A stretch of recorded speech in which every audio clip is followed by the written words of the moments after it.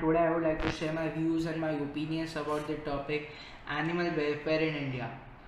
Animal welfare is a very important topic these days, as we can build a sustainable future only if we protect animals well.